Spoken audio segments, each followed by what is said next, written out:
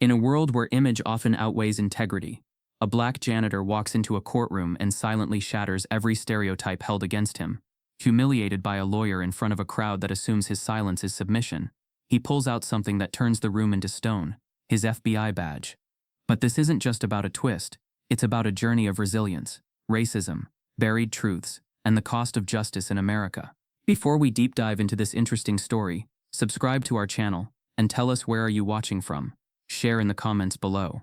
He wasn't supposed to be noticed until he was humiliated. The courtroom buzzed with polished chatter. Mahogany benches gleamed under recessed lighting, and the air smelled faintly of old paper and expensive cologne. Every shoe shine, every tailored suit, every confident stride echoed a kind of unspoken ritual, those who belonged and those who didn't. Carter Wells entered without a sound. Dressed in a faded navy blue janitor's uniform, he carried a small mop bucket and a rolled-up caution sign. His shoes, though clean, were scuffed at the toes. The name stitched into his chest, C. Wells, was frayed and barely legible. The whispers began before he reached the front aisle. "Didn't know they let maintenance in this early," one woman said, not bothering to lower her voice. "Probably got lost," another chuckled, adjusting her pearl necklace. Carter didn't flinch. He moved with slow precision, placing the sign near the gallery's side door. His dark eyes scanned the room just once. He took mental notes. 4 bailiffs, 2 security cameras, 1 judge, not yet seated. He walked past rows of attorneys and paralegals who barely acknowledged him, except for the snide glances. But the one who couldn't resist, the one whose voice would cut through the courtroom like a knife, was Bryce Whitman. 32 years old, Harvard-educated, and known for his smug charisma, Bryce leaned casually against the plaintiff's table, laughing with a colleague. His suit was a dark slate gray, custom-fitted, with a gold pen clipped into the breast pocket. Everything about him screamed precision, confidence, superiority. Until he saw Carter. "Hey," Bryce called out, loud enough to capture attention. "Someone forget it's Halloween?" The room chuckled. Even the stenographer stifled a grin. Carter paused, mop still in hand. Bryce walked closer, eyes gleaming with arrogant amusement. Or were we bringing back that 1970s broke look? Gotta say, you're really nailing the whole just robbed a thrift store vibe. Another wave of laughter rolled through the courtroom. Carter stood still, his expression unreadable. The judge hadn't arrived, but no one moved to stop Bryce. No one spoke in Carter's defense. This wasn't the first time. Flashbacks flickered behind Carter's quiet gaze. As a child, he'd learned early what it meant to be invisible. At school, teachers ignored his raised hand. At stores, clerks followed him down every aisle. On sidewalks, women clutched their purses tighter when he passed. He learned to master stillness, not just physically but emotionally. It was safer that way. Inside him, discipline had grown like armor. He rose every morning at 4:30, did his stretches, cleaned without a word, read old law textbooks in the evenings. He memorized faces, schedules, patterns, watched people the way predators studied prey, not to harm but to survive. But today Bryce had gone too far. The laughter died slowly, as people noticed Carter hadn't moved. He stood with his back straight, his hand gently resting on the edge of his mop handle. His eyes, dark and unmoving, met Bryce's with a quiet that said more than any insult could. Bryce, sensing his joke had hit a strange wall, scoffed. "Relax, man. Just having fun. Don't get your janitor pants in a twist." Carter finally blinked. Without speaking, he reached into the back pocket of his uniform. Bryce took a step back. So did others nearby. The room, which moments ago had been filled with light mockery, tensed in an instant. The rustle of legal pads and shifting feet went silent. From his pocket, Carter pulled out a black leather badge wallet. He held it chest high, flipped it open, and let it hang in the air. A golden emblem gleamed under the fluorescent lights. Beneath it, the letters were unmistakable. Federal Bureau of Investigation. Gasps filled the courtroom like a sudden storm. The judge, just entering, froze mid-step. The bailiffs exchanged confused looks. Even the stenographer dropped her pen. Bryce's face drained of color. His mouth opened slightly, but no sound came out. Carter didn't say a word. He simply returned the badge to his pocket with the same calm precision. Then he picked up his mop bucket and began cleaning a nearby scuff on the floor as if nothing had happened. The room had turned to ice. People now looked at Carter with wide eyes, not because of his uniform, but because of what it had hidden. The very man they had mocked, humiliated, and dismissed was the one who held the highest authority in the room. He finished his task and stood once more. This time, no one whispered, no one laughed. Carter's silence had become power. As he turned to leave, the courtroom still frozen in collective embarrassment. Carter's phone vibrated. He glanced at the screen and paused. His expression shifted barely, but enough. Something had changed. Something urgent. And without a word, he walked back toward the bench, not the janitor's closet. One flash of metal silenced an entire court. The golden shine of the FBI badge still seemed to linger in the air, even after Carter had quietly slipped it back into his pocket. The courtroom, which had seconds earlier been a stage for ridicule and laughter, now sat in stunned, awkward silence. Not a soul moved, not a chair creaked, not even a whisper dared to follow that moment. Bryce Whitman stood frozen near the plaintiff's bench, his jaw tight, his hands clenched at his sides as though gripping invisible reins. The smug smirk that once lived on his face had vanished, replaced by a pale rigidity that betrayed something deeper than embarrassment. It was fear, not the fear of immediate danger, but the fear of revelation. The judge, a graying man named Alan Broderick with decades behind the bench, cleared his throat awkwardly. Is this a joke?" he asked, voice cracking slightly. Carter turned his gaze slowly toward the judge. "No, Your Honor," he said, calm and clear. "This courtroom is under federal surveillance as part of an ongoing internal corruption investigation. My identity was withheld to preserve the integrity of the case." The statement landed like a hammer. A murmur rose, quiet at first, then louder. Lawyers leaned toward one another, whispering.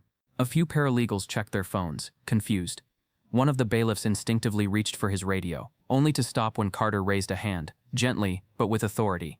"You don't need to do that," Carter said. "Your captain was briefed last week." Judge Broderick's face flushed with alarm. Why was I not informed of any federal presence in my courtroom? Carter offered a professional, practiced answer. "With respect, sir, part of the investigation includes patterns of judicial bias. Informing you in advance could have compromised operational outcomes." Silence again. This one colder, deeper. The implication wasn't just uncomfortable. It was explosive. Bryce stepped forward, trying to regain footing. This is ridiculous. That man is a janitor. I've seen him mopping the hallway floors for months. Are you telling me he's been spying on us?" Carter's eyes didn't blink. "I was documenting, not spying. There's a difference."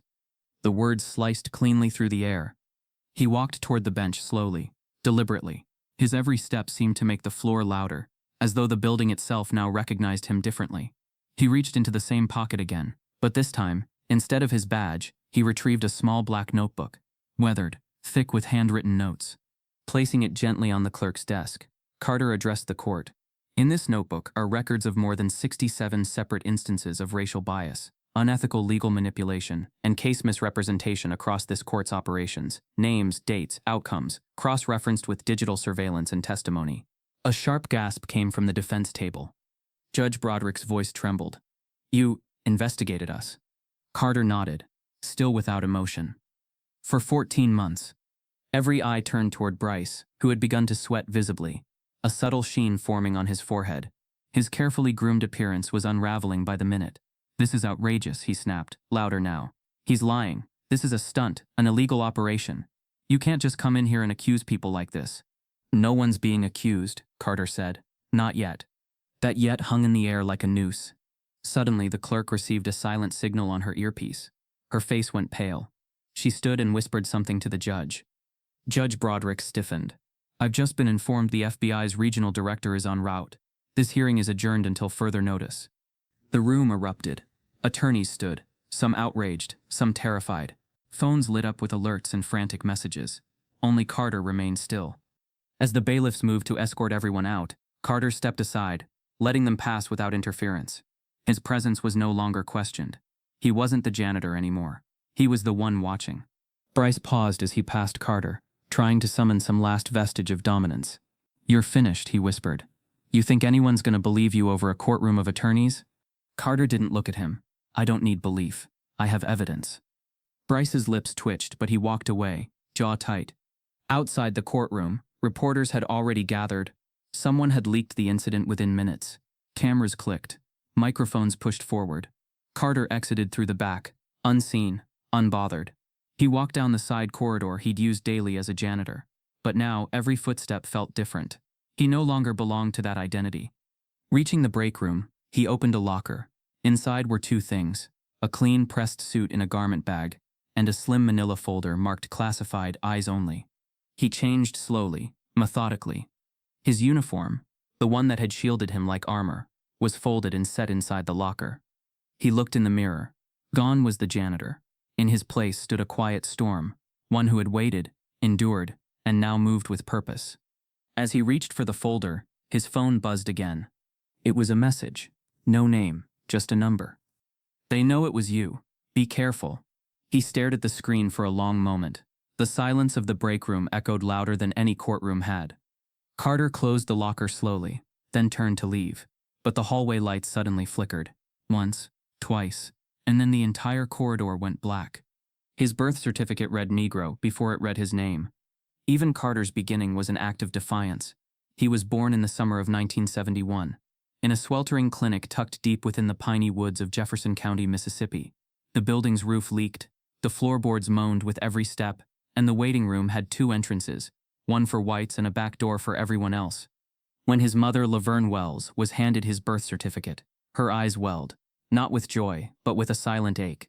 Before his first breath was recorded, the government had labeled him race, Negro, name Carter Nathaniel Wells. His life would be catalogued under suspicion before it ever had the chance to blossom under freedom.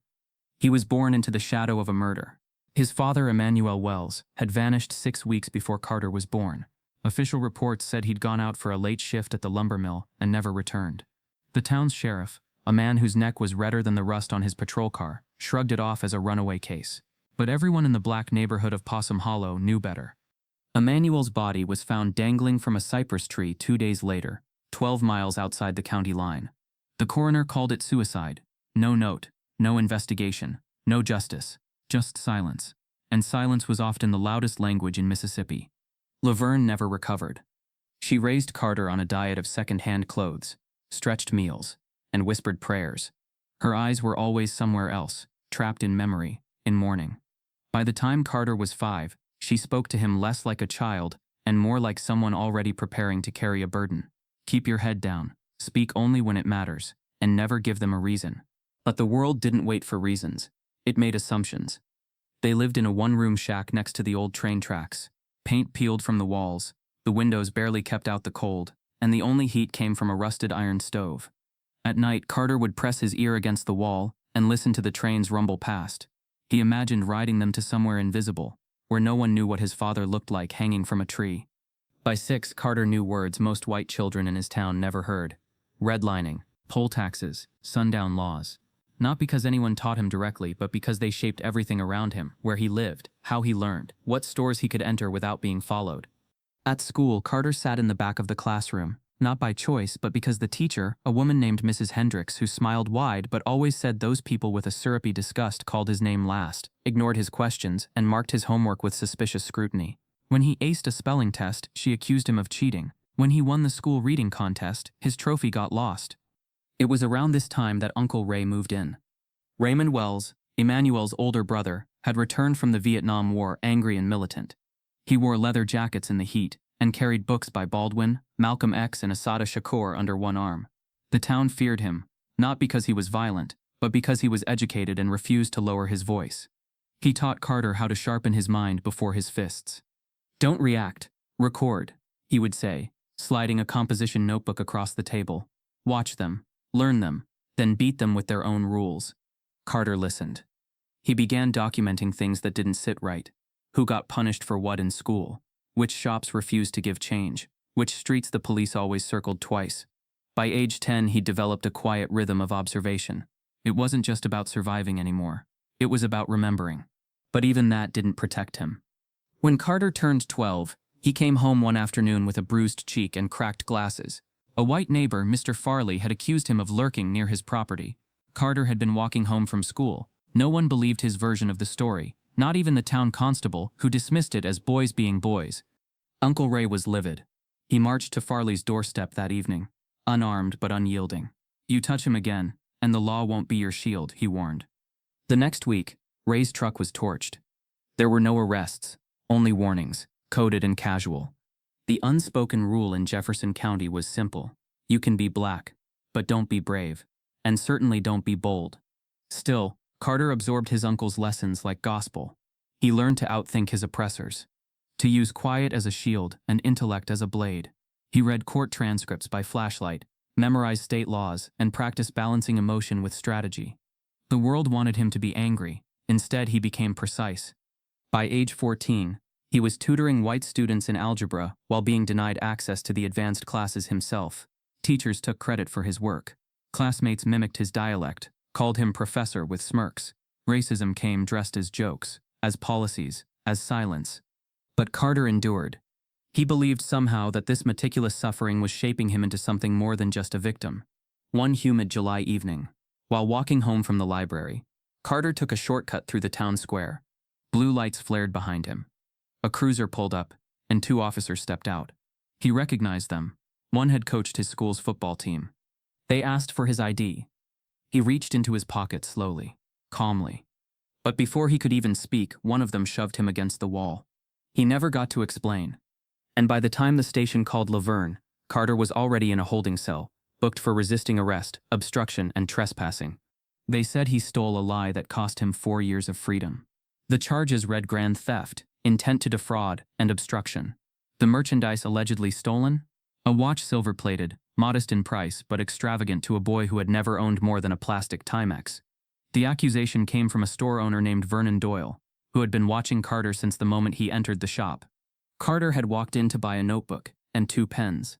He'd just been assigned a school paper and wanted to get a head start, something to prove he belonged in the honors class, despite the principal's repeated refusals. He walked the aisles with his hands behind his back, aware of the cameras overhead, aware of the clerk's sharp eyes, and most of all, aware of the quiet threat that came with being young, black, and unaccompanied. When he reached the register, he placed the items down carefully and counted his change twice before sliding it across the counter. That's when Doyle pointed at his jacket pocket. "Empty it." Carter hesitated. "Excuse me. You heard me. Empty it, right now." People in the store began to stare. "I didn't take anything," Carter said, barely above a whisper. "I didn't even go near." "Then you won't mind proving it," Doyle snapped. He reached for the phone without waiting. "I'll let the police sort it out." By the time the sirens arrived, Carter's world had already changed. The officers took Doyle's word as gospel. They didn't search the store. They didn't check the cameras.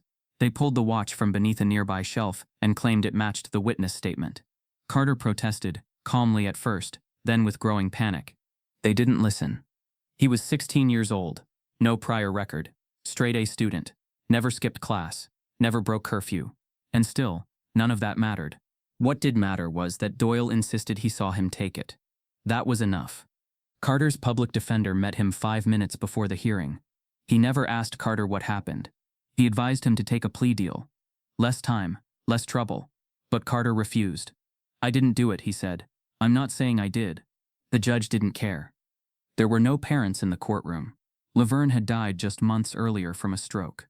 Uncle Ray, unable to afford a lawyer, had fallen into silence after too many court battles ended the same way. So Carter stood alone. The sentencing was swift, 4 years in juvenile detention, no parole for the first 18 months. The gavel hit like thunder. He was led away in cuffs.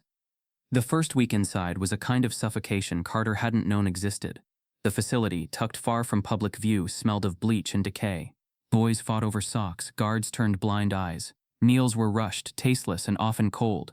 There were no windows, only time measured by fluorescent flickers and the footsteps of guards dragging keys down metal rails. At night, Carter barely slept. The walls echoed with screams. Not from violence, but from abandonment. But he did not break. Instead, he observed. Carter watched how the guards walked, how they rotated shifts, how one favored certain inmates, how another had a habit of letting his keys jingle when agitated. He learned who traded what in the halls: food for books, books for smokes, smokes for silence. His notebook became his refuge. Written in code, it grew heavy with names, times, patterns, and observations. He wasn't the biggest or the loudest, but he was the most patient. And in that place, patience was survival. The unexpected twist came in the form of an inmate named Theo Marston. Theo was 53, serving time on a federal transfer after being caught in a tax fraud ring. He'd once been a civil rights attorney in Chicago, disbarred after refusing to cooperate in a federal sweep of activists. "You remind me of me," Theo had said one day, sliding a paperback copy of The Souls of Black Folk across the table. Sharp eyes, sharper silence. They began meeting in the library twice a week. Theo taught Carter how to read case files, how to identify weak arguments in sentencing reports, how to write motions, even if no one would ever read them. "You learn the game, son," he'd say, "and then you flip the board." Carter also met Jacob, a former history professor, who taught him about revolutions and systems, how power is structured to sustain itself, and Old Man Willis, a Korean War vet, who taught him about mental control, how to speak without speaking. Each mentor saw something different in Carter, but they all recognized what the court didn't. His mind was a weapon. The scars from inside weren't visible. They didn't leave bruises, but they hollowed parts of him. There was no family left to write, no visitors, only time, and pages, and the burning question: why was the truth so easily discarded? After nearly 4 years, Carter was released. The charges weren't overturned. No one apologized. No one even met him at the gate. He walked out in the same oversized sweats he'd been given his first night. But something had changed. He wasn't just a teenager anymore. He was a vault full of names, games, flaws in the system. He carried it all. Every injustice, every contradiction, every quiet act of cruelty.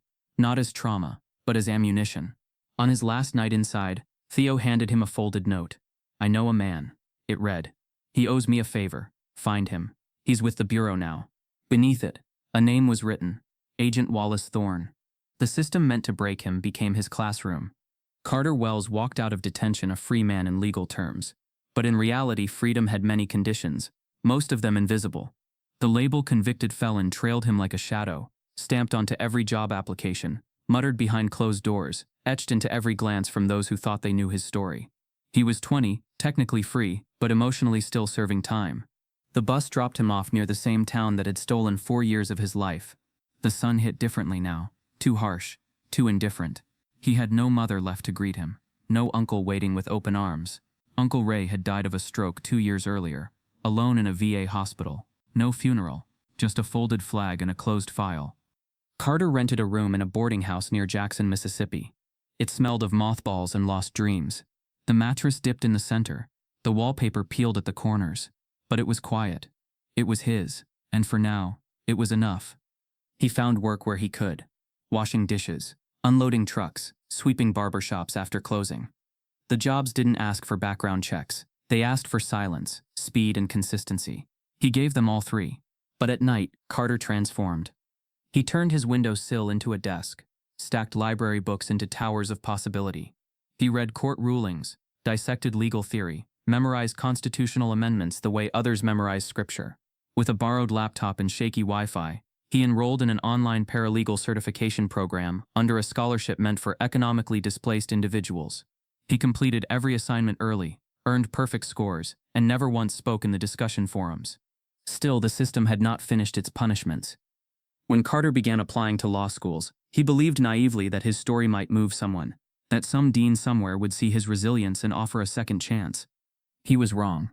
They all saw the same thing: his record. Rejection letters arrived one after another, cloaked in politeness but rooted in fear. Some cited character concerns. Others mentioned institutional policies. One simply wrote, "Mr. Wells, your application does not meet our current vision." That line stuck with him. He printed it, taped it to his wall, and underlined it in red: current vision. If they couldn't see him, he'd find a way to be unavoidable. Through Theo's note, Carter eventually found the contact, Agent Wallace Thorne. But the man hadn't responded. Not at first. Carter tried again, this time not as a hopeful mentee, but as a desperate man with nowhere left to place his ambition. He didn't ask for a favor. He didn't beg. He mailed a typed letter, detailing inconsistencies in 3 recent public cases the FBI had handled in the southern region. Errors no one else had noticed, not even the media. 3 weeks later, Thorne showed up at Carter's job. Carter was mopping the floor of a federal building in Jackson when he saw him: dark suit, polished shoes, badge clipped to the belt. Thorne didn't say anything at first. He just watched. Later that day, Carter found an envelope in his locker. Inside, a note with one sentence written in bold ink: "I see you."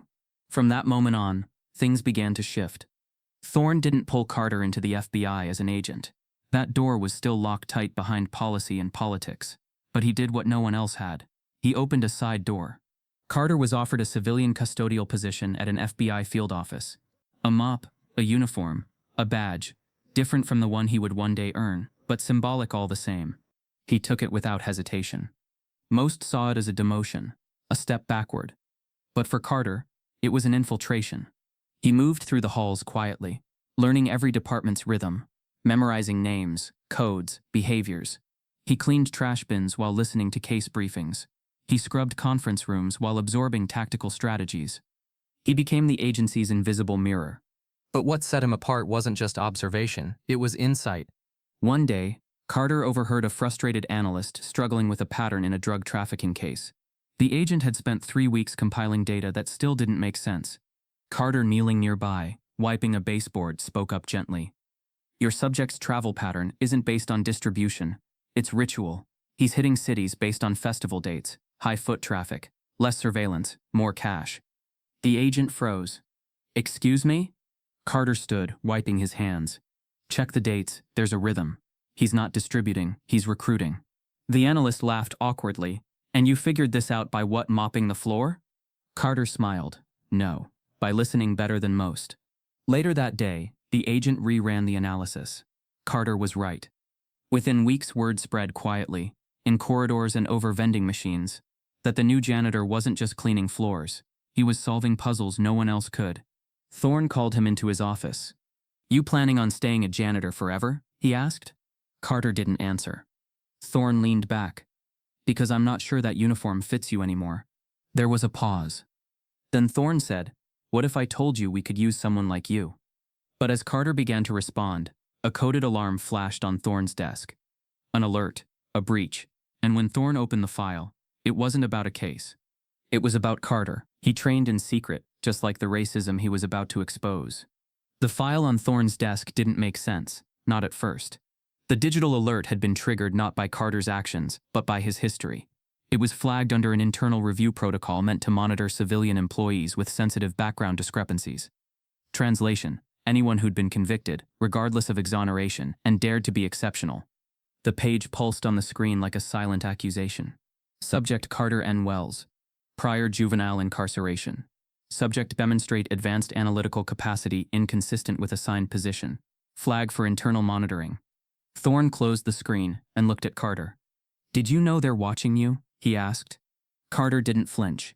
They always have. That answer sealed it. What followed wasn't a formal promotion. There was no ceremony, no handshake, no badge passed across a table. Instead, Carter was slipped into what Thorne called a parallel program, an unofficial mentorship pipeline used to groom non-traditional assets for high-risk intelligence roles. It was designed for ghosts, those who could navigate systems without triggering alarms. Carter, with his past and his silence, was a perfect fit. His training didn't happen in brightly lit classrooms. It happened in shadowed basements, in unfinished offices, in off-the-record sessions with agents whose names never appeared in employee directories. They taught him surveillance, signal encryption, psychological profiling, and interrogation theory. He read case files meant for eyes only, and reverse-engineered operations just to prove he could. But not everyone welcomed him. Within weeks, Carter began noticing the subtle exclusions. Invites to briefings mysteriously lost in email. Training drills where he was conveniently given defective equipment. Comments veiled in civility but sharpened with prejudice. Impressive, for someone with your background. You clean up nice, almost forgot you were maintenance. Guess second chances are fashionable now. Carter said nothing. He logged it all. The names, the words, the patterns. He wasn't surprised. He had been tested by worse systems, but what stung now wasn't just the racism. It was the realization that even inside institutions meant to uphold justice, injustice wore a suit and smiled. Thorne noticed. One night, after a particularly tense session in which Carter had dismantled a simulated hostage scenario in under 4 minutes, faster than any recruit on record, Thorne pulled him aside. You're going to keep facing it, he said. The racism, the whispers, the disrespect. But let me ask you something, Carter. You want justice or you want vengeance? Carter's reply was quiet. Neither. I want proof. That became his code. Not revenge, not respect, just undeniable proof. As his training progressed, Carter was handed assignments that others either declined or failed to complete. Undercover work in neighborhoods filled with distrust, cold cases no one else could untangle, informant networks that had gone dark. One operation required him to pose as a disgruntled sanitation worker, embedded in a city crew suspected of smuggling contraband into government buildings. He lived among them for 8 weeks, eating in trucks, drinking from plastic bottles, listening more than talking. He cracked the case in 2 days. He stayed another 6 to watch what no one else saw, Who knew, who lied, who covered. He collected everything. But the records only credited Task Force Zeta. His name was nowhere near the final report. When he asked Thorne why, the answer was blunt. Because people like you don't exist in official files. At least not yet. The message was clear. In the Bureau's eyes, Carter was a tool, useful, quiet, and disposable. Still, he pressed on. In the darkest corners of bureaucracy, Carter honed his strength. He trained himself to read not just documents, but rooms, faces, gaps in conversation, the space between what was said and what was meant. He knew when someone's smile was a shield, when a question was actually a warning, when a pause meant someone was deciding whether he was a threat or a fluke. His greatest weapon became precision. No outbursts, no missteps, no weakness. Yet beneath that control lived something more dangerous than anger. Memory. Every slight, every coded dismissal, every time someone's eyes slid past him because of his skin or his past, it accumulated, not like poison, but like fuel. And then came the briefing that changed everything. A series of reports had surfaced, anomalies in judicial sentencing records from a federal court in southern Mississippi. Conviction rates skewed suspiciously high for black defendants, even with weak evidence or public defenders. The court had once processed Carter's own case. Don't bother going official, Thorne warned.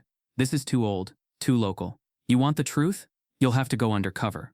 Deep. Carter didn't hesitate. I want the assignment. He was given a new identity. Background fabricated. Work history adjusted. Everything seamless. Everything silent. His new job, janitor at the Jefferson County Courthouse. The same courthouse where, at 16, he'd been sentenced without a lawyer. The irony was suffocating and motivating. As he boarded the bus back to the town that had nearly erased him, Carter stared out the window at a blurred horizon. He wasn't just returning to investigate corruption. He was returning to face the past, with a badge in his pocket and a system to burn. He returned to the same court that once sentenced him.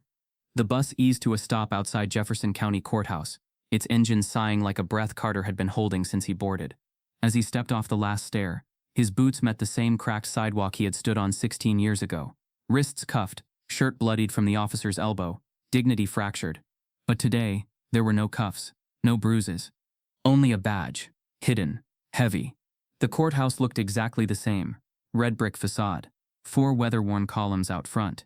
The American flag waved above it, clean and proud. Though what it stood for inside these walls had long depended on the color of the man it judged. Carter approached slowly, dressed in standard-issue custodial blue. His FBI credentials, of course, were hidden, buried beneath a false employee number, a forged employment agency, and a silence more strategic than scared. He wasn't here for revenge. He was here for proof. The internal investigation was simple in theory. Analyze patterns of judicial corruption tied to sentencing disparities, with a focus on racial prejudice. But nothing about the mission was simple. Not emotionally, not personally, and certainly not legally. This court, this building, had written his nightmare into the record. Now, he would rewrite it. Inside, little had changed. Same ticking clock above the reception desk. Same echoing hallways. Same worn-down carpet in courtroom 2B. The very room where a 16-year-old Carter had once stood trembling before a bench that never saw him, only his record. Now he worked those halls unseen, a ghost among the gavel-bearers. He reported for his cover assignment under the alias Malcolm Wells. The name was intentional, a nod to his roots, his rage, and his resistance. His duties were standard: mop floors, wipe windows, empty bins. But in between those motions, Carter watched. The racism here didn't scream, it smirked. It appeared in the way Judge Broderick leaned forward, only when a black defendant entered the room. In the way the stenographer tightened her lips at the word public defender. In how attorneys like Bryce Whitman laughed a little louder when mocking names like Deshaun, Tyrone, or LaQuisha. They didn't see Carter, not truly. They saw the uniform. They saw the job. They saw what they assumed he was. Which gave him exactly what he needed: invisibility. Each day, he took meticulous notes: bail amounts compared by race, sentencing disparities, patterns in courtroom language, who got eye contact, who got dismissed with a sigh. His notebook grew thick fast. But Carter's real focus was Bryce Whitman, the same man who had humiliated him just days ago. The same man whose law firm, Whitman and Hale, sat at the center of the Bureau's suspicions. Bryce had become a rising legal star, charismatic, connected, untouchable. He wore power like a tailored suit, clean, impressive, and always just tight enough to remind others who owned the room. But Carter saw the cracks. He saw how Bryce coached clients before hearings, how he whispered to judges off record, how certain case files entered the building full and left missing key exhibits. The corruption wasn't loud. It was efficient. It was protected. One afternoon, as Carter was vacuuming the upstairs offices, he noticed a conversation through a cracked door. Bryce sat with a county clerk, a glass of scotch in hand, smiling like someone who'd already won. "You think this is new?" Bryce said. "These people never fight back. Their own lawyers sell them out before the case even starts." The clerk chuckled. "Too comfortable. And nobody's looking." Bryce grinned. "Exactly. It's not corruption if no one's keeping score." Carter froze, recorded it, then cleaned the carpet like nothing had happened. In the following weeks, he built a silent network of intel. He planted a small recording device behind the filing cabinet in Whitman's paralegal room, set to activate only when voice decibels passed a certain threshold. He took pictures of appointment logs, collected timestamps, matched them with court outcomes. But the breakthrough came not from surveillance, but from carelessness. One evening, well past business hours, Carter returned to retrieve his badge from a locker he'd left unlocked. As he passed the law firm's internal mailroom, he noticed a flicker of light, an office monitor still on. Curiosity wasn't the reason he entered. It was instinct. On the screen, open and unsaved, was a spreadsheet labeled Alt Docket Mapping. At first it appeared to be scheduling notes, but Carter noticed something odd. Some cases had duplicate numbers, others listed alternate outcomes, and beside certain defendants' names, a symbol, either a red X or a green checkmark. He dug deeper. The red X's were all next to Black or Latino defendants, the green checks white clients. Even more damning, next to several names, notes like client in agreement, expedited sentencing approved, and payout confirmed. Payout. That word tightened Carter's chest. He copied the files onto a flash drive disguised as a janitor's key. He printed 3 of the most incriminating pages and placed them between the liner of his boot. But just as he turned to leave, the hallway light flicked on. Bryce stood there, alone, smiling. "Looking for something?" Carter didn't flinch. "Just cleaning up, sir." Bryce took a step forward, arms crossed. "You know," he said slowly, "it's funny. You're in here more than anyone I know, and I still don't remember your name." "Malcolm," Carter replied evenly. Bryce squinted. "Right, Malcolm. Like Malcolm X?" Carter stared back. "Exactly." Bryce laughed. "Fitting. Hope you're not trying to start a revolution, brother." "Just trying to keep the floors clean," Carter said. Bryce nodded, too amused to notice the flash of purpose behind Carter's eyes. But that night, Carter didn't sleep. He uploaded the files to a secure FBI server, labeled them Project Deep Gavel, and marked them time-sensitive. He'd gathered enough to raise internal alarms, but something felt incomplete. The way Bryce laughed, the certainty in his voice, Carter knew there was more, something deeper, something off the record. So he waited, listened harder, watched longer, and then, it happened. The twist. 2 weeks later, during a routine document shredding pickup, Carter noticed a box set aside in the janitor's supply closet, marked for destruction, but unlike the usual cardboard cases, this one was sealed with red evidence tape. He opened it. Inside were sealed files, all labeled post-disposition agreements, confidential, names, signatures, payout records. Even more disturbing, notations connecting several convictions to private prison transfer agreements. For every black defendant sentenced, a private prison somewhere received a financial incentive. This wasn't just bias. It was business. As Carter leafed through the last folder, a photo slipped out, an old one. It showed a teenage boy being arrested outside a store. The boy was him. But the officer in the background wasn't just a cop. It was Bryce Whitman, years younger, in uniform. Hidden in plain sight were the receipts of injustice. The photo in Carter's hand blurred as the blood rushed to his head. He stared at the image, the past reassembling itself like broken glass finding its shape. It wasn't a trick of light. It wasn't a look-alike. The police officer in the photograph, the one who had stood behind Carter's teenage self during his wrongful arrest, was Bryce Whitman. Bryce, not yet a lawyer then. Not yet dressed in fine suits or armed with sarcasm. But a patrolman, a rookie, one whose badge had pressed against Carter's neck like judgment passed down early. That moment, long buried in the vault of Carter's trauma, now crackled with context. Bryce had not just mocked him in court. He had initiated the system that imprisoned him. The box in Carter's hands now felt radioactive. Inside were documents that stretched far beyond courtroom strategy. They were coordinated blueprints of institutional betrayal. Case files altered in handwriting that didn't match the originals. Witness statements with pages missing. Pages that, when cross-referenced with earlier dockets, had contained testimony in favor of the defense. And the payout agreements. Carter sat on the floor of the dim custodial closet, the building silent around him. A vent hummed overhead. His breath slowed as he flipped through a file marked Transfer Agreement, Private Facility, A35. It listed 12 defendants, 11 black, 1 Latino, all sentenced in the last 6 months. Each name was followed by a processing fee, some as high as $9,200 per head. It read like a purchase order. The signatures at the bottom? One belonged to a senior judge, another to Bryce Whitman. There were notes written in initials beside certain files: expedite, suppress, DNR, do not release. The implications boiled in Carter's gut. These weren't isolated incidents. They were coordinated transactions. Lives commodified, freedom packaged and sold for quarterly bonuses. And no one had noticed, because no one was looking. Carter uploaded the files to a secured drive, tucked inside a hidden compartment in his janitor cart. He encrypted the folder and added it to his ongoing case report. But even with the digital backup, he didn't feel safe. Because the real danger wasn't just what he had found. It was what might happen if someone realized he had it. Over the next week, Carter moved differently. His route through the courthouse became more deliberate, more rehearsed. Every mop pass was a cover. Every trash bin checked was a disguise. Every coffee stain scrubbed was time bought to analyze more files, plant more bugs, photograph more proof. He built timelines, connected names, drew spiderweb maps of corruption that spanned public defenders, clerks, prosecutors, even the local sheriff's department. It was a judicial ecosystem built on fear, silence, and racism masked as efficiency. Whitman and Hale, Bryce's firm, sat in the middle of it all. Their fingerprints were everywhere, from consultation notes that predetermined sentencing outcomes to ghost-written plea agreements that defendants never fully understood. Carter discovered one case where a man had signed a confession he couldn't read. The man was illiterate. His lawyer assigned by the court had never explained the terms. The man was now serving 15 years for a theft charge involving items totaling less than $200. Carter documented it all.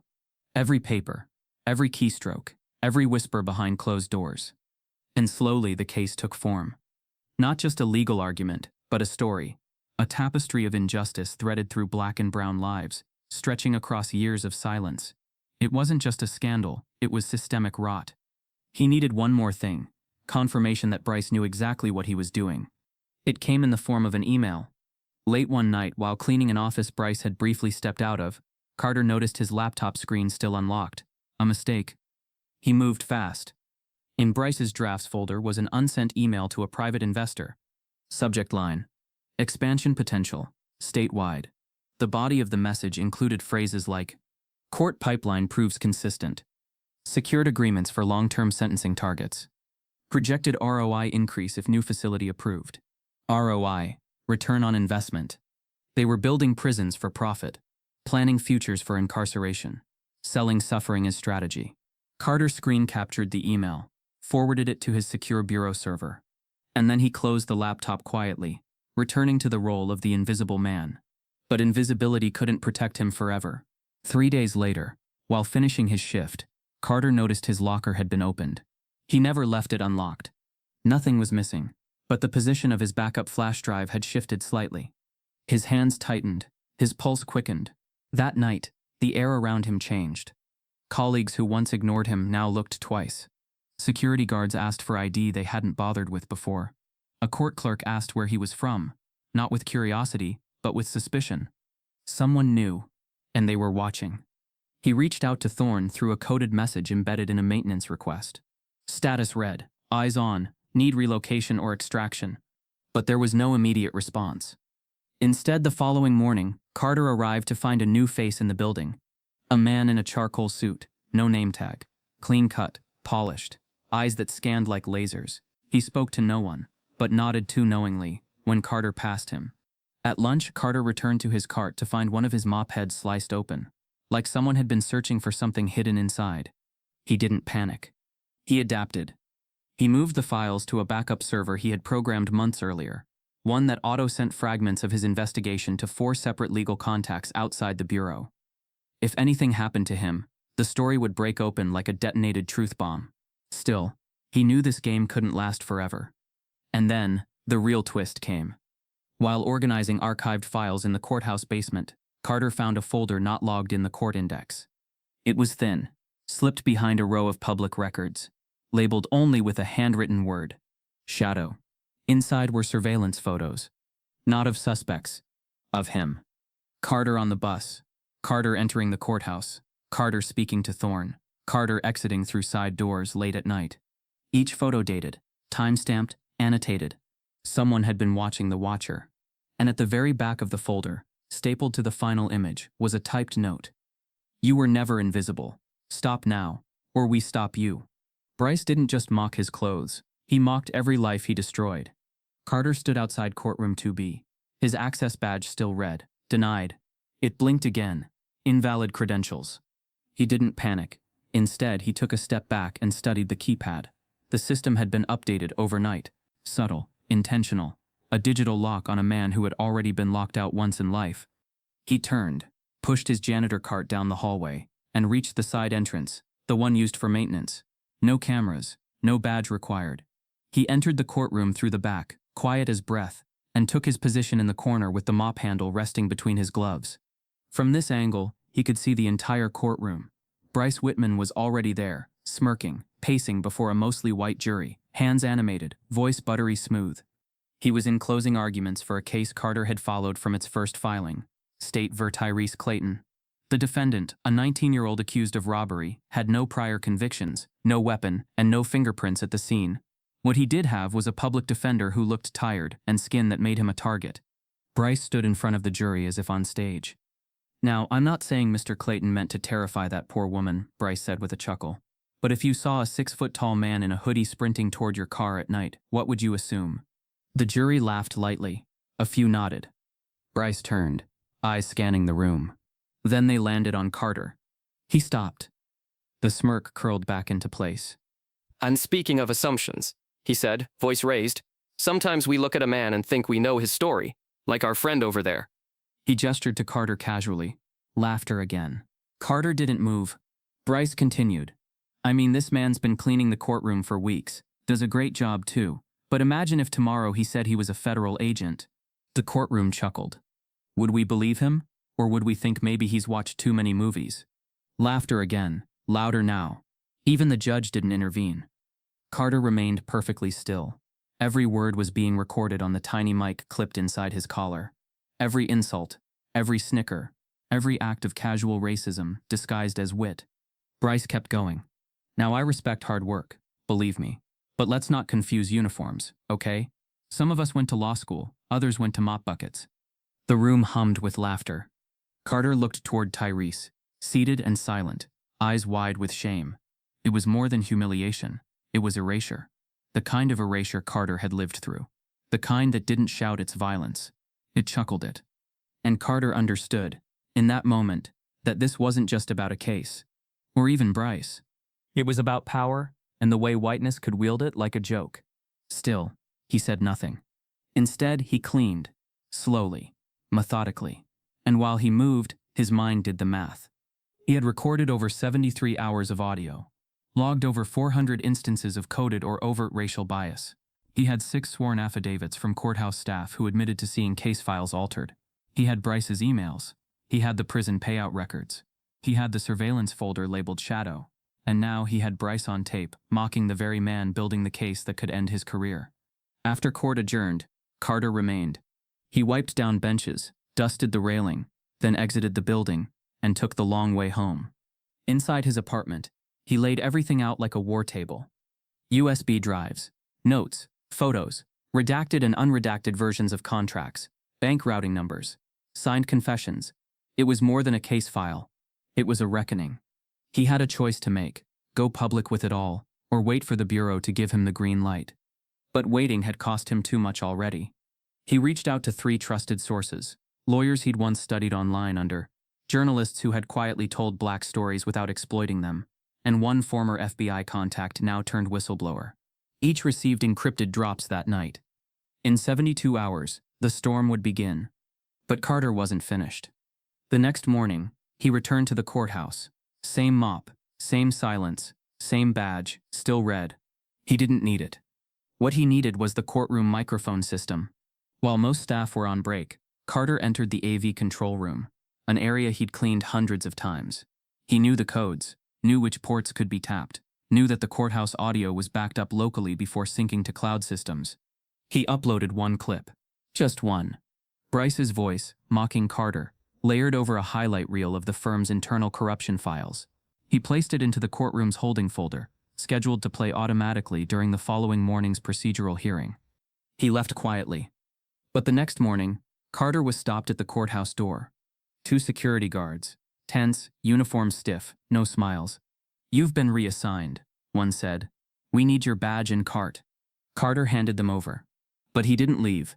He walked around the block, entered through the public gallery, and took a seat in the back row. 10 minutes later, Judge Broderick entered. Bryce sat at the front, confidently scrolling his phone. Then static. The court's speakers crackled, and Bryce's voice filled the room. "Some of us went to law school. Others went to mop buckets. He's watched too many movies. Let's not confuse uniforms, okay?" Gasps. Then silence. Then murmurs. The judge banged his gavel, face pale. "What is this? Who uploaded?" Before he could finish, the main screen lit up. A slideshow began playing. Documents, emails, signatures, payouts. Carter stood and walked out. He didn't need to stay. The file had been submitted. The fire had been lit. But as he stepped into the sunlight, a black SUV pulled up fast. A window rolled down. Inside sat a familiar face. Not from the courthouse, not from the bureau, but from the photo, one of the men who had built the prison network. "Get in," the man said. "We need to talk, before someone makes you disappear." "You don't belong here, boy," the last words before the gun was drawn. The courthouse parking lot was unusually quiet that night. Most staff had already left. The sodium lights buzzed overhead, casting long shadows across cracked pavement. Carter moved slowly, pushing his janitor cart toward the service entrance. His shift had ended, but his thoughts hadn't. The folder labeled Shadow still haunted his mind. Its warning, its surveillance, the quiet declaration that someone had been tracking him for far longer than he'd realized. He reached the rear of the lot and paused by his car, an old beige sedan with mismatched hubcaps and tinted windows, part of his cover. The hairs on his neck lifted before he heard the voice. "You don't belong here, boy." The voice was gravel, low, confident, southern, and behind it, a click, sharp, cold. Carter turned slowly. A man stood about 10 feet away, dressed in black from head to toe. Gloves, mask, no insignia, just presence imposing and unmistakably intentional. The man raised a pistol, its silencer glinting faintly beneath the parking light. "This ain't your courthouse. This ain't your war. It's bigger than you. Walk away." Carter said nothing. He memorized every detail. The boots, the angle of the shoulders, the rhythm of the breath. "Say something," the man growled. Still silent. That seemed to enrage the attacker. He moved forward with force, not to shoot, but to make a statement. The gun whipped forward, crashing into Carter's ribs. He folded but didn't fall. Another blow, this time to his jaw. The taste of copper spread in his mouth. Then fists, knees, swift, practiced violence. Carter hit the pavement, the world spinning, his vision splitting at the edges. But the man didn't shoot. He crouched beside Carter, leaned close and whispered, "You think that badge makes you bulletproof? We built this system. We can bury you in it." Then he stood and walked away. No rush, no fear, as if the job was done, not to kill, but to send a message. Carter tried to lift himself but collapsed against the tire of his car. Darkness swallowed him before he could reach his phone. He woke up in the hospital hours later. The room was sterile, the air too cold, the nurse too quiet. Thorne stood at the foot of the bed, arms crossed. "You should have pulled back when I warned you," he said, voice tight. "You're not in the shadows anymore. You've lit a fire." Carter's throat burned when he spoke. "They know everything. I found the network." "I know," Thorne replied, lowering his voice. "But they found you too. No prints, no cameras, no witnesses. This wasn't random. It was a message, Carter. And it came from inside." Carter looked away. His body ached, but not from the beating. It was the truth that stung. Someone inside the bureau had turned. Later that day, 2 FBI officials visited the hospital, not to offer protection, but to advise withdrawal.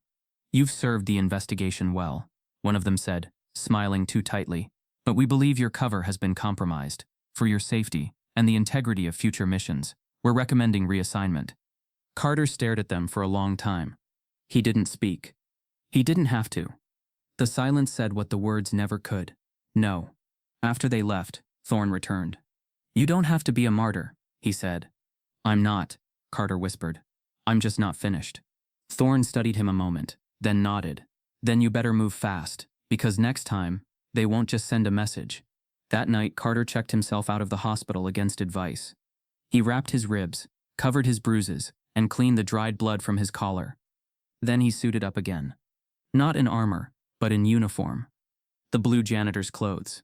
He returned to the courthouse the next morning, before sunrise. The same doors.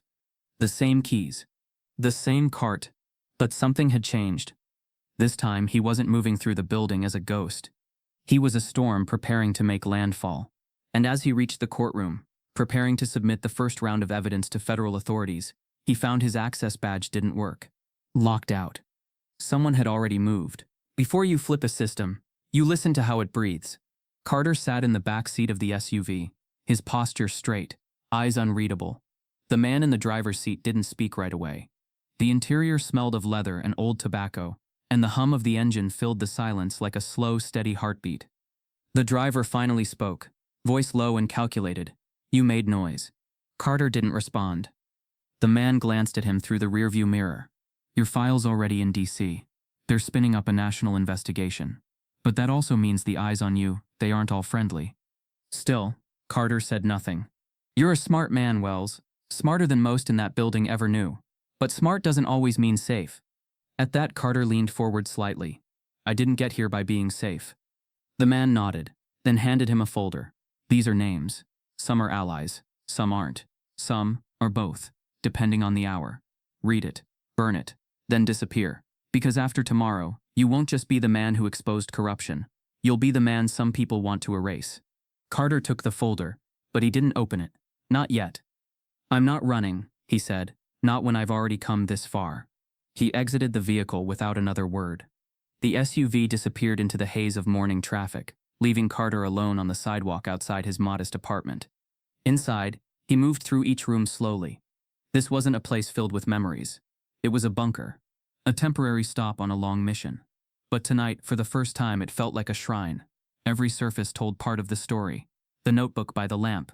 The bulletin board with red strings linking names to dates. The scanner still warm from the morning's final upload.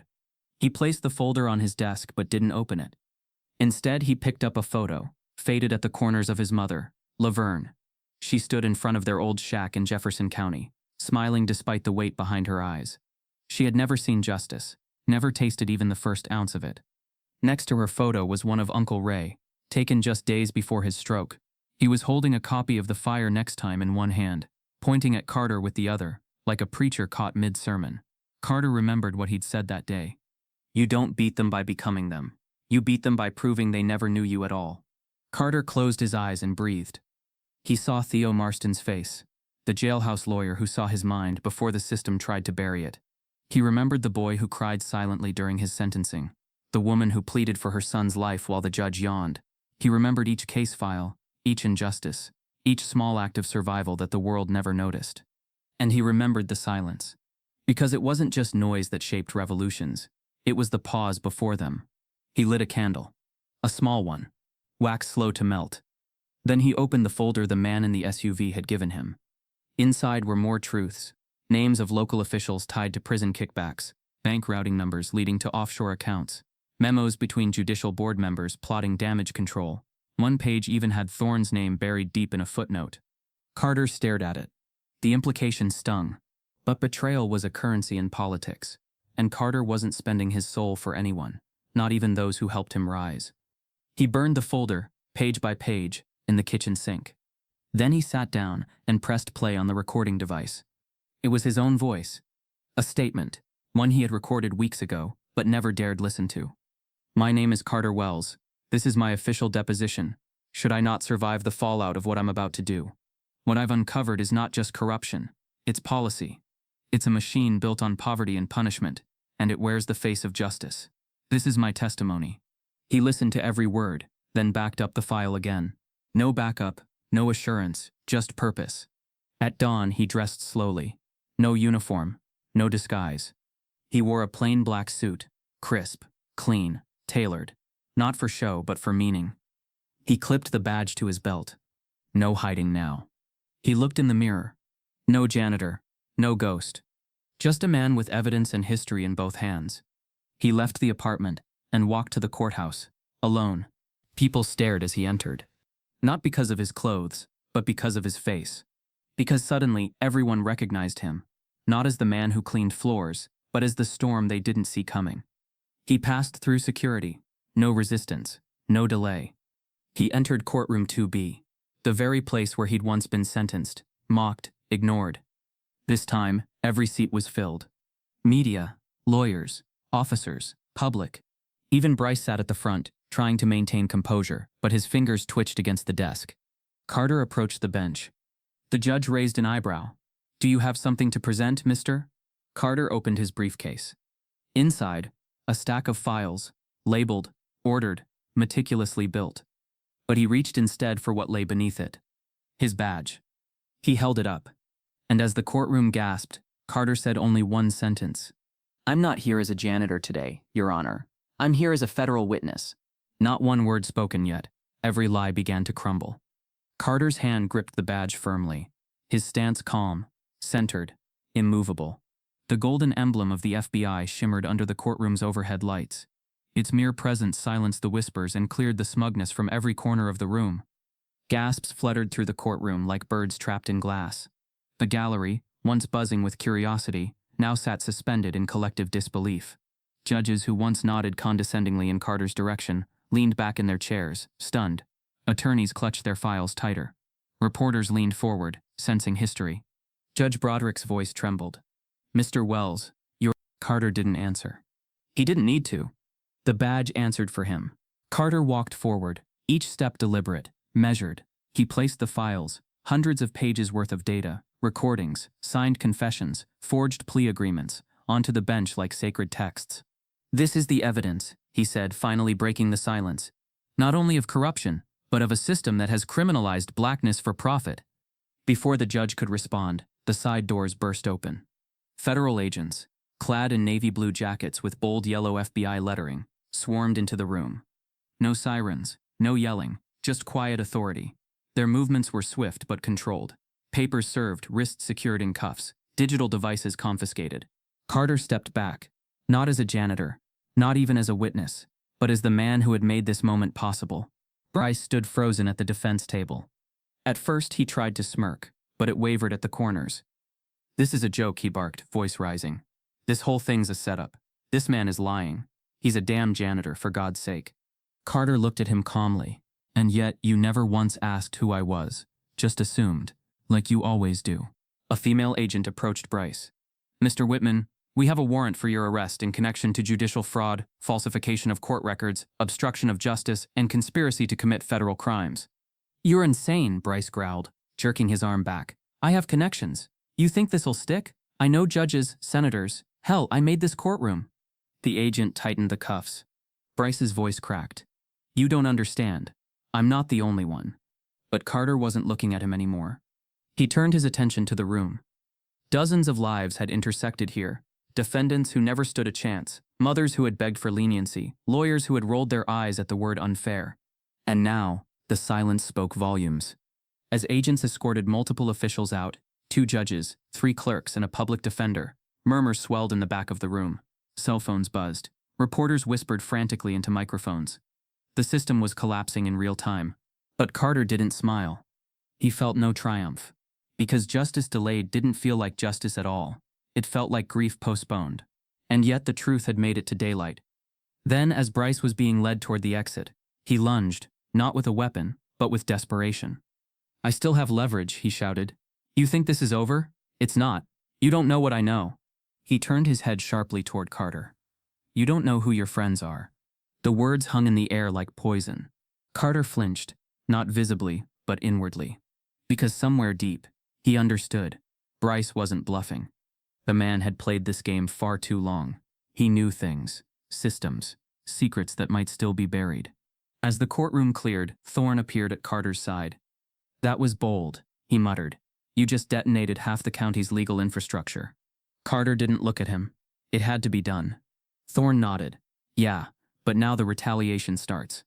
They both watched as the courthouse emptied. But something lingered. Bryce.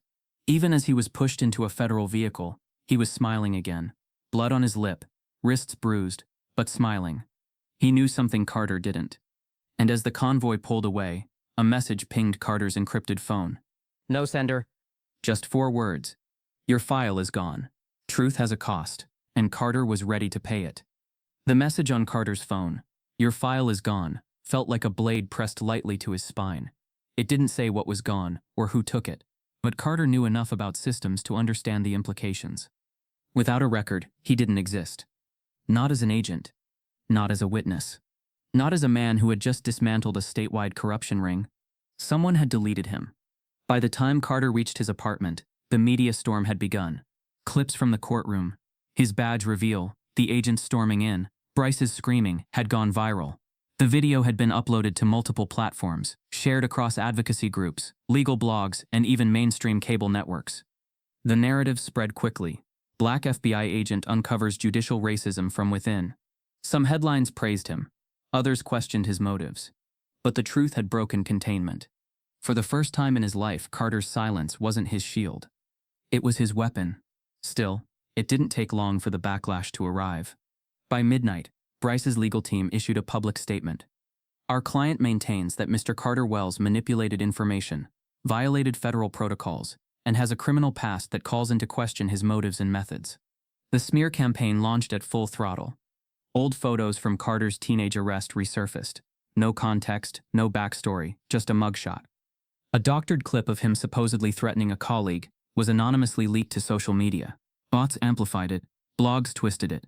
A conservative host claimed Carter was an example of affirmative action gone rogue. And then came the calls.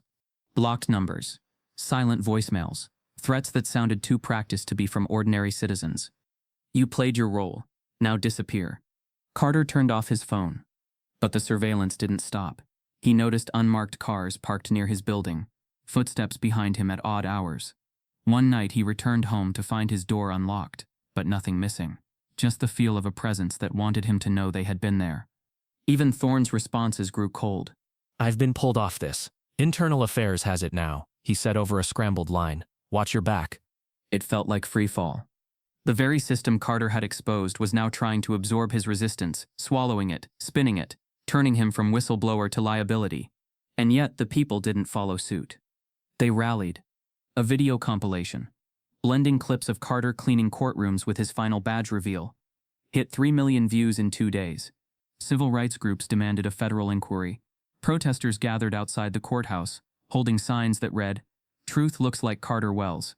Tyrese Clayton's mother went on live TV, weeping as she said, "That man saved my son." And still, Carter stayed out of the spotlight. He moved carefully, slept little, and wrote obsessively, documenting every step, every interaction, every digital trace. Because he understood, the moment the truth becomes visible, it becomes vulnerable. Then, a letter arrived. Not an email. Not a knock at the door. A real envelope. Stamped. Signed. From Capitol Hill. Inside, an official summons. You are requested to appear before the Congressional Oversight Committee on Judicial Integrity. Your testimony is critical to the formation of national reform legislation. It was more than a request. It was a crossroads. And below the formal signature, handwritten in ink, "Make it count. They won't give you a second shot." Millions watched as a black man told America the truth without yelling. The Capitol hearing room was suffocating in its stillness. Not because it was silent, cameras clicked, aides whispered, pens scribbled, but because of what was about to be said.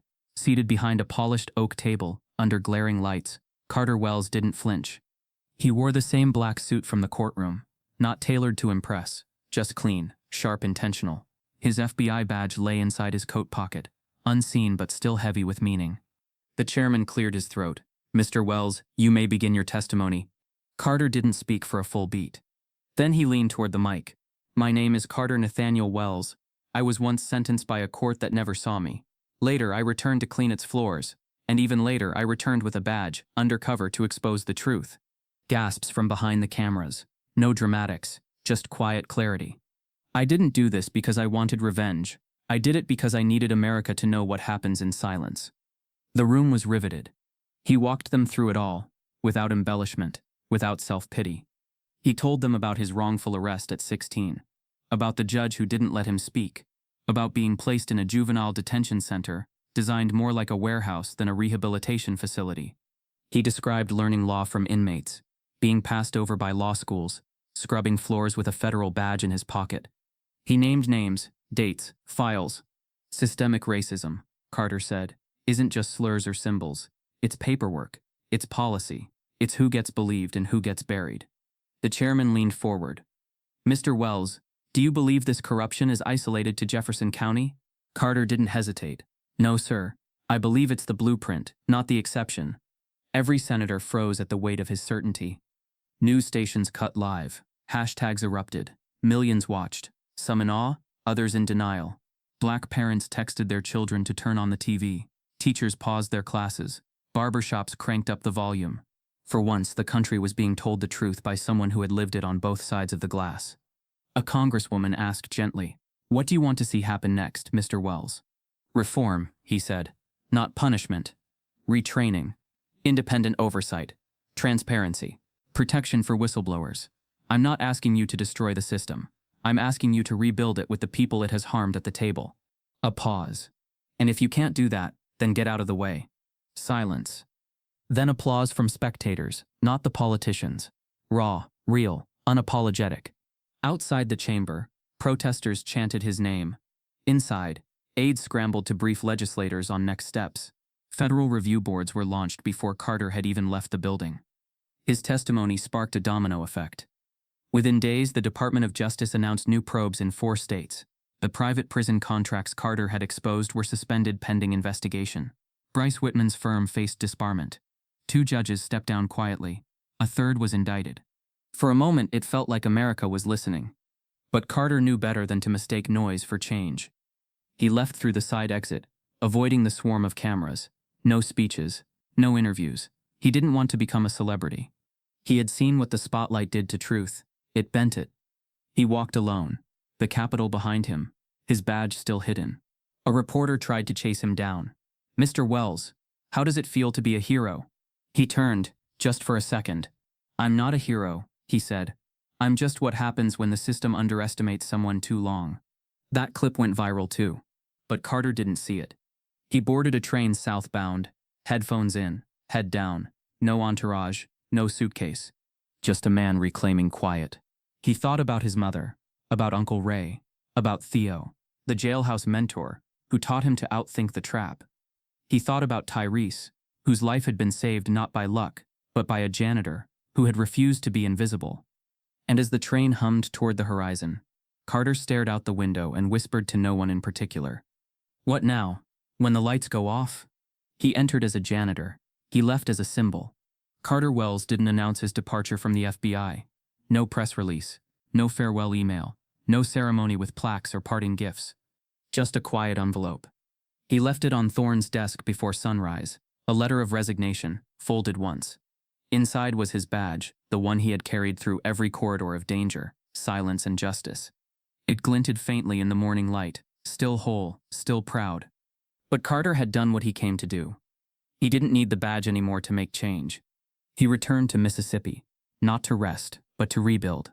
He rented a storefront in a forgotten part of Jackson, where cracked sidewalks and graffiti told stories nobody had documented. He scrubbed the windows clean himself, painted the walls bone white, and stenciled a name across the glass. The Wells Project, legal hope for the wrongfully accused. There was no grand opening, no ribbon cutting, just a room filled with desks, second-hand law books, and chairs pulled from thrift stores. His first client came on day 3, a teenage boy accused of assault for defending himself against harassment. Carter sat with him for hours, translating the legal jargon the court-appointed lawyer had ignored. By the end of the week, 3 more walked in, then 6, then 12. Mothers came crying. Fathers came ashamed. Young men came resigned. Carter gave them all the same thing: time. In the silence of his office, he taught them what no system had ever wanted them to learn: how to speak in the language of power. Word spread fast, not because Carter advertised, but because the streets carried his name like a whispered prayer. They called him the man who cleaned injustice from the inside out. Law students started volunteering. Retired lawyers offered hours. A journalist from New York did a feature on him titled, "The Custodian Who Cleaned the System." But Carter never stepped into the spotlight. He didn't attend awards dinners. He didn't speak on talk shows. He declined honorary degrees. When asked why, he'd simply reply, "The truth doesn't need applause, it just needs persistence." Meanwhile, in a federal facility 2 states away, Bryce Whitman sat behind glass. Convicted, disbarred, forgotten. No visitors, no statements, just a long sentence, and a silence he never imagined would find him. Some said he never apologized, because he still believed he hadn't lost. Others whispered he'd tried to negotiate, offering names in exchange for leniency, but nobody cared to listen anymore. He had built a system on arrogance. And now, it was a tomb. Still, Carter never gloated. When someone mentioned Bryce's name in interviews, Carter would pause and say, "The system failed him too, it just let him profit first." Years passed. The Wells Project grew. Dozens of youth avoided prison. Some entered college. One, a former inmate, passed the bar exam and returned to help Carter part-time. And still, Carter kept his distance from fame. He spoke rarely, but when he did, people listened like gospel. His reputation grew within legal circles, as the man whose silence carried more weight than most men's podiums. Then one crisp autumn morning, Carter returned to Jefferson County. Not for press. Not for closure. But for quiet. He visited the old courthouse, now repainted, its once cracked steps repaired. The same courtroom where he'd once been mocked, now housed a new judge, a black woman who had once been denied her seat 3 times before the scandal changed everything. She nodded when she saw him. A silent salute. Carter walked the halls alone. Until he noticed something. A new janitor. Young, maybe 19, tall, black, quiet. He was wiping the baseboards, just as Carter once had. Their eyes met. A beat passed. The young man nodded. Carter nodded back. And as he turned to leave, the young man tapped the side of his collar just once. It was subtle, but unmistakable. A wire. Carter froze for half a second, then kept walking, fighting back a smile. The system might have healed some, but it still needed watching. And the next generation was already inside it. Outside, Carter stood beneath the courthouse steps and glanced back one last time. Inside, the janitor leaned close to the judge's bench, placing a fresh pencil on the desk, and recording everything. If this story moved you, if it made you pause, reflect, or see things differently, then this is just the beginning. We bring you powerful, true-to-life narratives that uncover injustice, celebrate resilience, and honor voices too often ignored. Stories like Carter's aren't just meant to be watched, they're meant to spark conversations. So if you believe in storytelling that challenges systems and uplifts truth, hit that subscribe button, like this video, share it with someone who needs to hear it. Your support helps us keep these stories alive. Because silence never changed the world, but you can.